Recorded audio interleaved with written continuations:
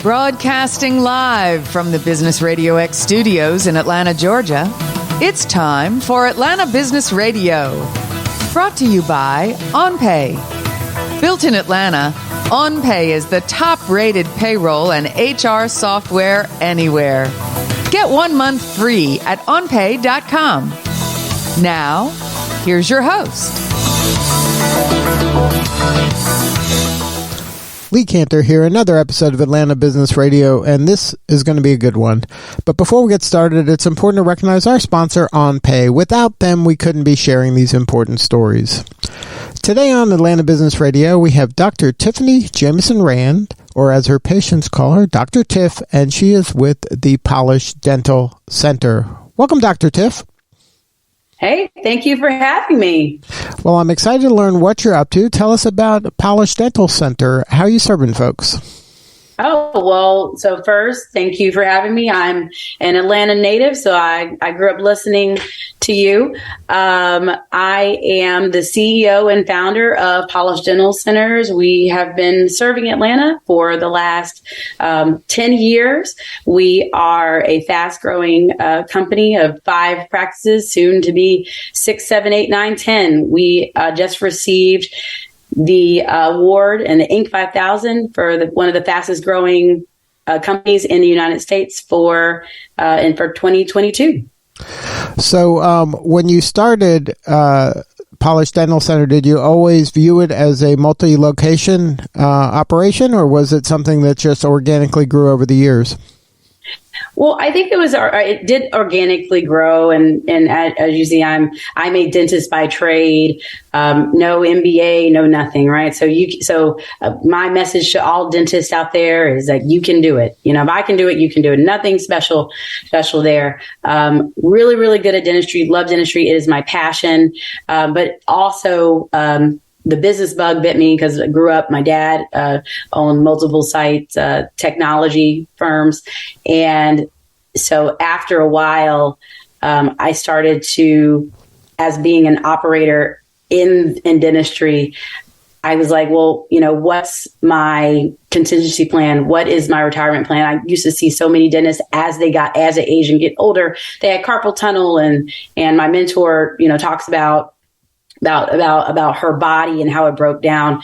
So quickly, I started to think about my future, and scaling a business was the only way, because I feel like dentistry combines that entrepreneurship spirit and healthcare, and it just was a fit for me. Now, when you're thinking about scaling, historically, dental offices tend to be kind of dentist driven. So the person has a relationship with that given dentist. It's not thought of like, oh, I'll just pop into this other dental office that has the same name, like you would, you know, like a restaurant or, you know, a hamburger chain. How do you kind of get over that to create a brand, but also create those relationships? Oh, excellent question. So I always tell everyone, dentistry has gone very corporate, right? And there's nothing wrong with that. It's gone very corporate. I mean, there are people that know nothing about dentistry that buy 100, 200, 400 dental practices. And, you know, that's one model. But my model is no investors, no private equity money taken on my part. It is just me. And as a dentist, which is, you know, dentist owned, dentist led, we have the resources of a DSO, a dental service organization, which is what those larger ones are that some people do pop in and out of, and have the private practice feel that we give our patients. So we are that hybrid. You know, we're not that one-off dentist where, you know, sometimes there's you know, the service and the technology might not be there to service the patient, but we are a group, and we hire dentists that believe the same thing that we do, right? We want to give our patients a quality experience with the latest technology, and, you know, the lowest amount of like fuss, and have the, how do you say, the convenience of like something that has like a major run DSO, kind of like Chick-fil-A model, but still has a relationship with their dentist. And so like that's our sweet spot, and that's why we've been successful. So how are you kind of leveraging technology and kind of this service first mentality in an experience with a patient? Can you share how that would be different for a patient as opposed to kind of maybe the old school way of what they're used to dealing with? Oh, sure. Yeah. Very simple question. Number one, you can access our schedule online 24 hours a day. So we use technology so that you can actually, you don't even need to call us. You can go online right now, see an appointment for whatever service you need, book that appointment, you get a confirmation back, and we are mostly techs, and we have a system where, we know a lot of people don't answer their phone anymore, right? Like, I mean, I don't know about you, but I have a whole bunch. I don't know what's going on, but I just have a whole bunch of random people calling my phone. And with us, we text you back, we talk to you back. We also have a 24-hour call center that fields all of our calls. So you can call us at 3:00 in the morning, and someone will answer the phone, and they will. You can put you right on. They'll read our schedule and put you right there on our schedule. No questions asked.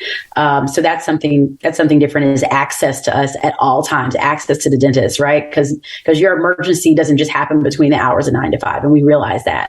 Another thing that we outsource is our insurance billing. There's a lot of times people miss in dentistry. Human error is really high with insurance. So, we have a dedicated team that verifies all our patients' insurance to make sure that we don't miss anything. So you don't have any unexpected bills coming to you. So those are just a few things that we do.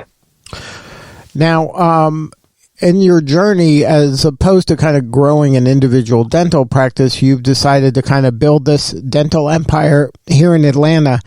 Is this something you mentioned, opening more and more sites around town? Is this something that's going to go beyond Atlanta? Is that your vision, that this will be a national chain? So, of course, never my vision, is God's vision. But for me right now, as a wife and mother of twins, it is very manageable for me to keep it in Georgia. I'm from Georgia. I'm raised in Atlanta, born and raised in Atlanta. And, this city and this community is something that I'm passionate about. And so, everyone has teeth. Everyone's a customer.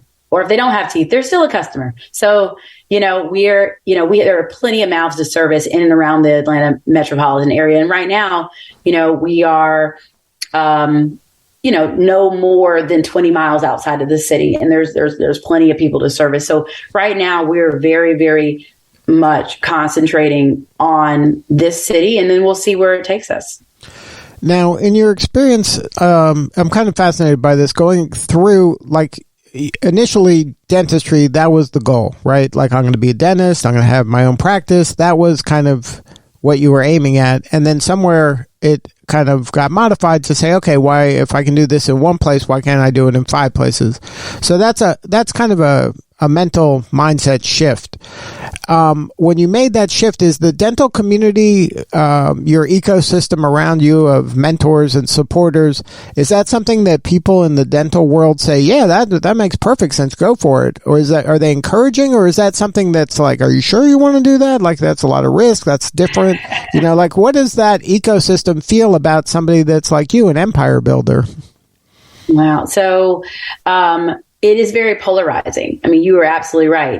People that have you in their mind as one thing, right? It's hard to change their mind to another thing. It's more about finding other people that are doing this. So I'm part of an organization called Dental Entrepreneurs Organization, which has been a organization that has connected me with other just regular dentists who want more, who want to scale their dental practice, who have these ideas. They're just like, hey, I want to be able to pass on my quality of care, and I don't want to be run by a corporate driven machine that is going to treat my patients like a number. So, there are people in our ecosystem that feel like but they're very few and small in between. It's a niche kind of thing. But no, you're absolutely right. We do have some dentists that are like, wow, how do you do that? I'm like, yeah, you can do this yourself. You can do this with systems and implementation. And if you kind of remove yourself from chair side and really start thinking and researching, I mean, shoot, YouTube and Google, it has it all there. So it's nothing, it is a niche, and not everyone wants you to do that, but they also support you. Like once you get big enough and you show that you can, that it is something sustainable, people usually just get on board and want to work with you or for you. And so it's been pretty good. It's been pretty supportive for me, at least. Now, recently I was asked to talk about the Atlanta entrepreneur community and the ecosystem here, and I'm a big fan of it. I think that we do a great job as a community supporting small to mid-sized businesses. In a lot of places, there's a lot of resources for an entrepreneur, maybe more so in the tech community than in other industries, but definitely in the tech community, there's a lot of resources. Have you found that to be the case as you've been trying to scale? Being a Black female entrepreneur, are you finding that this is an ecosystem that is supportive and that is trying to help, or do you find it, cumbersome and getting in your way? Well, it is very tough. I would say that the biggest barrier is to be, there's a lot of women. I forget what the statistics are there's like a very small percent of women entrepreneurs, and there's even smaller percentage of women entrepreneurs that have employees.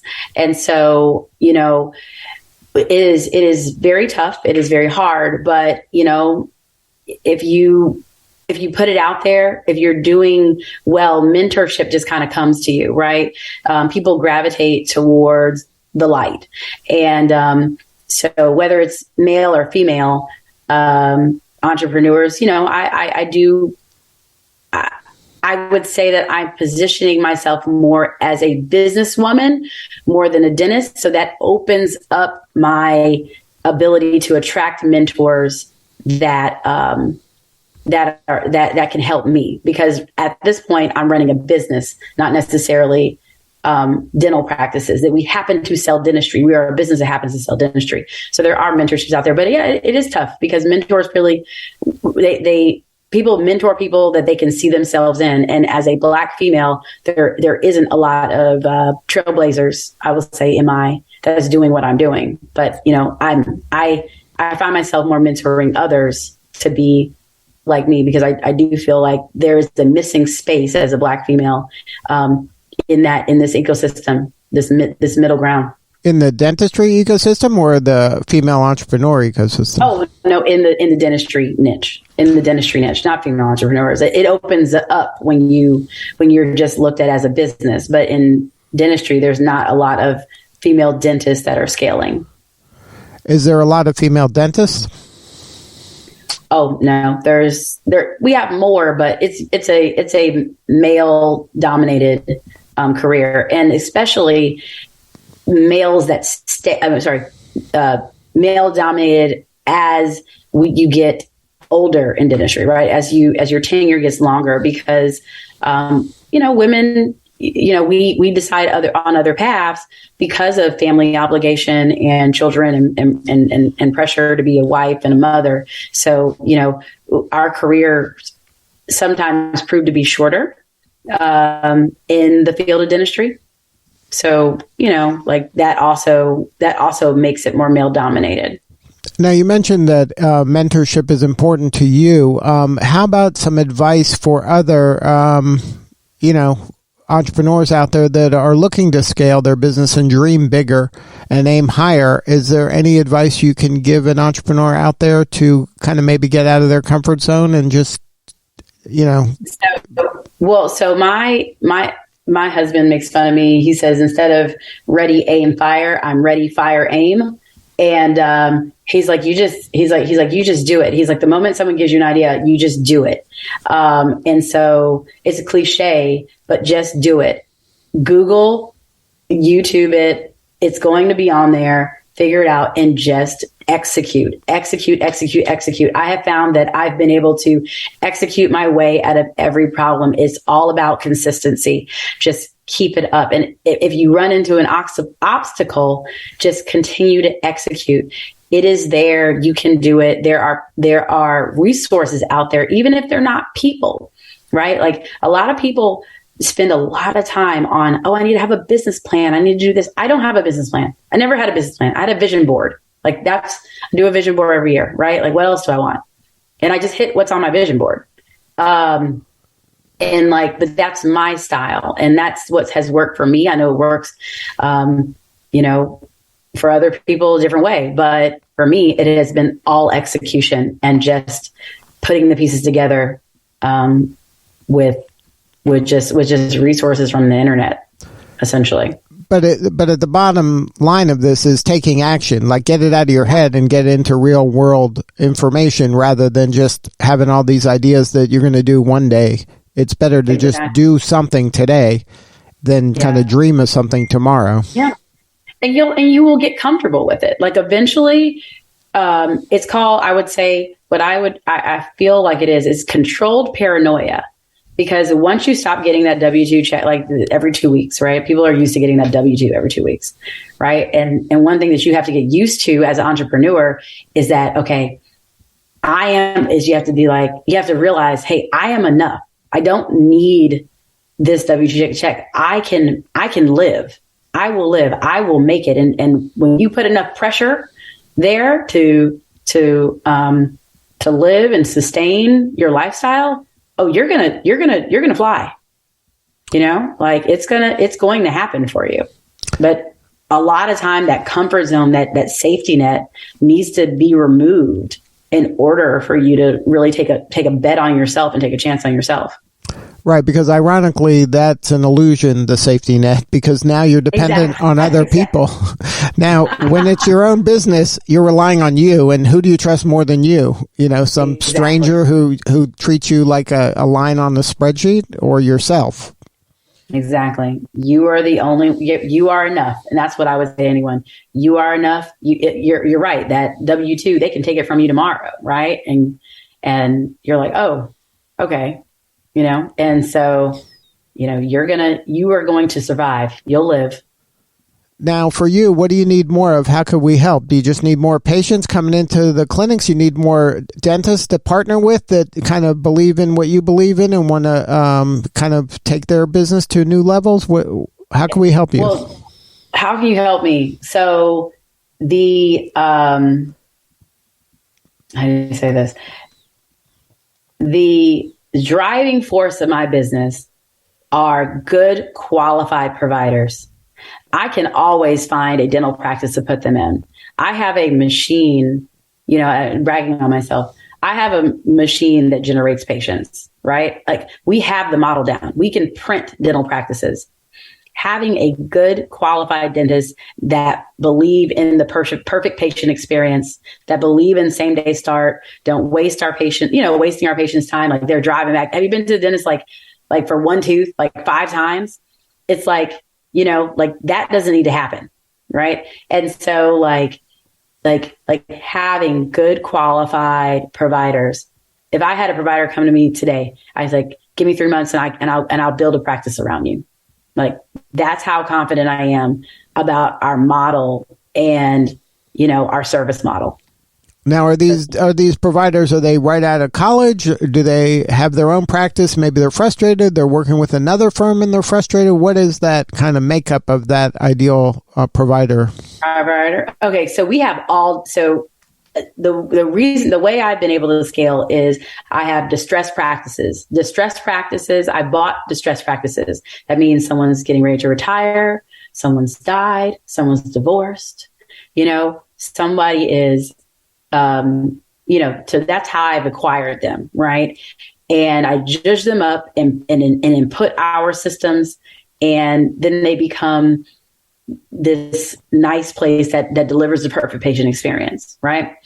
And so those are ideal, right? Those people are ideal. Like if you're tired and you just want someone to take your practice over, that's us. Now, what we do is we put in people that have residencies, at least a residency. We don't take fresh doctors out of school. They have at least have a residency. and or 3 to 5 years of schooling already. They've already kind of been in there, been in the game for a little while.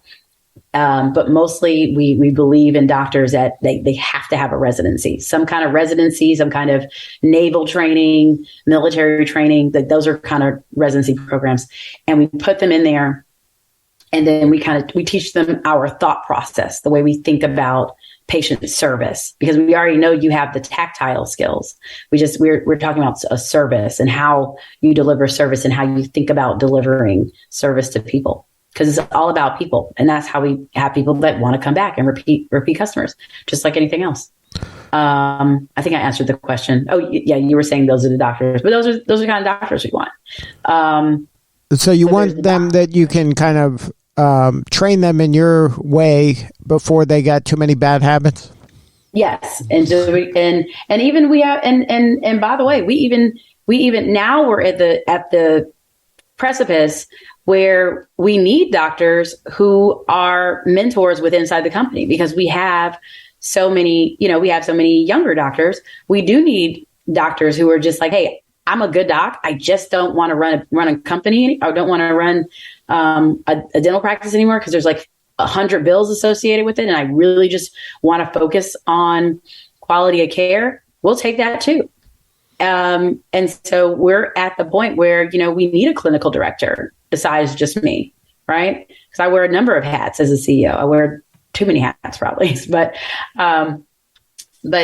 yeah, we definitely are expanding, and we'll need more seasoned doctors who just want to practice, and we welcome them with open arms. So all of the above, great. Specialists, oral surgeons, endodontists. We need those. Well, Dr. Tiff, congratulations on all the success and the momentum. If somebody wants to learn more about the practice, or you, or their dentist that wants to learn more, is there a website that they can go to? Yes, they can go to smilepolish.com, like nail polish, smilepolish.com, or visit us on Instagram. You can message us on Instagram. Our social media person will get to you. Polish Dental Centers, plural, on our Instagram page. Well, thank you so much for sharing your story today. You're doing important work, and we appreciate you. Thank you. Appreciate you. Thanks for inviting me. All right, this is Lee Cantor. We'll see you all next time on Atlanta Business Radio.